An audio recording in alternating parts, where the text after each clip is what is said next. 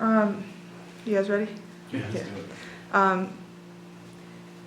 Keith, I know obviously you talked about you guys had a really small rotation with a lot of injuries going to this game. How proud are you of the guys that played such heavy minutes, kept you in even down the stretch, got over I think a 12-point deficit to even cut it to 5? How proud are you of this group to be able to get to this point and also continue fighting towards the end with obviously the heavy minutes that they continue to have on them?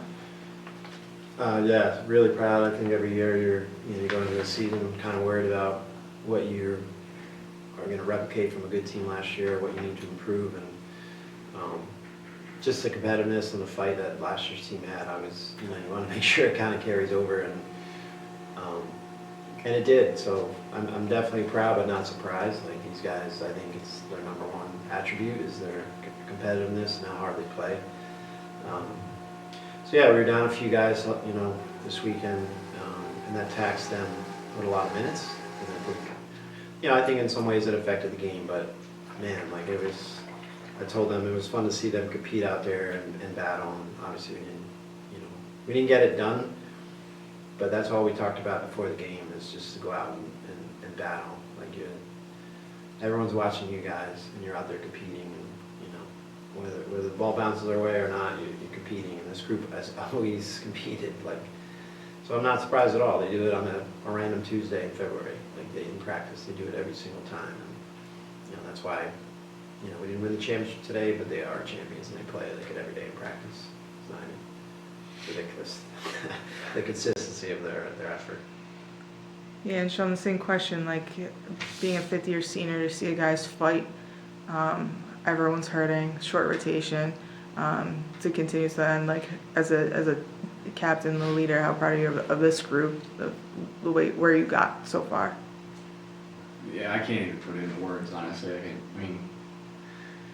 You get a whole new team, or basically a lot of new guys like we did this year, you don't know what to expect. And you go through ups and downs the whole season, you get doubts in your head, but then you come back to practice and you listen to what coaches tell you, and you grind it out together, and you get closer and closer, and you become a family, and then it turns into something bigger than yourself. You're going out there, and I'm not playing hard just for me to look good. I'm playing hard because I love every single one of the guys out there. And I love Coach, I love all the coaching staff. You just don't want to let somebody down. I'm so proud of all the guys, the younger guys, the older guys.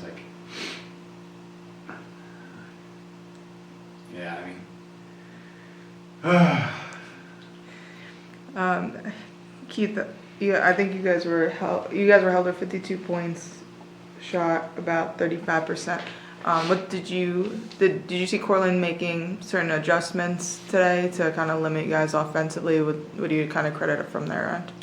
Yeah, they're one of the highest ranked half-court defenses in the country, and we actually didn't score a lot against them in the previous game, but we defended at a high level, so it was a low-scoring game up there. We put in new offense this week, and we used it last night because we felt it gave us the best chance against Plattsburgh, and so they were ready for it, and they made some adjustments. I think on AJ, they were really trying to limit AJ's touches, but we have a lot of stuff in our toolbox, and we kind of changed it up as the game went on. But yeah, they're an elite defensive team, and we are too. But I think they did a good enough job on that end, and I think we kind of let their three-point shooters get loose. The first games we really limited them shooting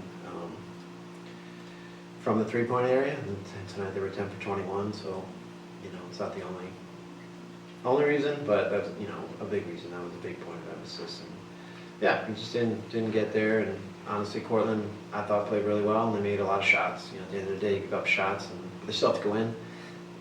And their shot making was pretty high level today. And then Sean, obviously you still are SUNYAC champion. You were part of a program that hosted for the first time ever. How special was it this weekend just to be able to play in front of your home crowd, to get to see on both ends, to play here, and to leave as still a champion after your 5-year career here? Yeah, it was awesome. We came in, I didn't know what to expect as a freshman.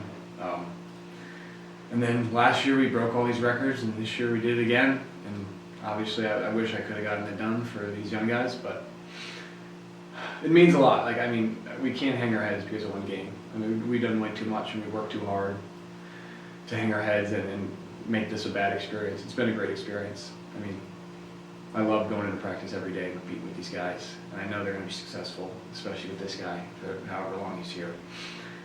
So, yeah. And then, Keith, just, I know this group means a lot to you. The 7 guys that will be, like, leaving the program, like, how much do they mean to you personally, and how much did they impact the trajectory of this program? Yeah, I've tried to tell them a couple times over the last couple weeks.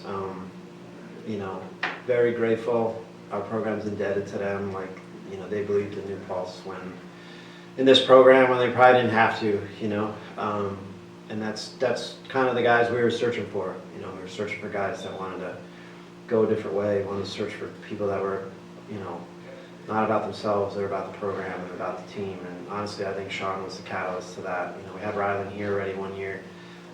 But I think Sean just took it to a different level. He's been the most important player, in my opinion, the last 5 years, just kind of being the lifeblood of the program.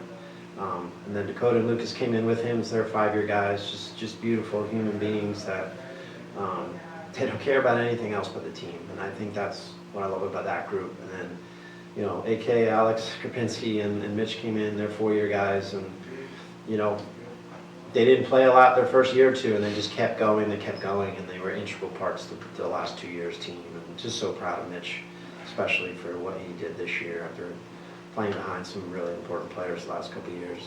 And then Sean's brother Ethan and Lou and AJ Knight, like, coming from another SUNYAC school, I transferred for 2 years here, and it's hard to come in and make an adjustment. And, you know, I told all of them in the locker room, like, you know, I just wanted them to come here and have a home and be proud to play for us. If the winning happens, the winning happens. But they're just the hardest working, most coachable, like, group of guys that ever been around. And it's not a coincidence that they're the winningest players ever to play here. So they've created a new standard, and, you know, that is the standard going forward. And, you know, last thing is, you know, what I told them in the they're just classy human beings, and they're just good people, and I'm a better person for coaching them. And I told them they're going to be, you know, best friends for the rest of their lives. And to me, like, as a coach, you can't hang your hat in the wins and losses all the time because you'll drive yourself crazy. You have to just see the bonds that they have, and just to foster an environment where that happens is my goal every day. You know, obviously you want to win, and this one hurts, but yeah, they have nothing to hold their heads down about. They're just good dudes, and they're really great people.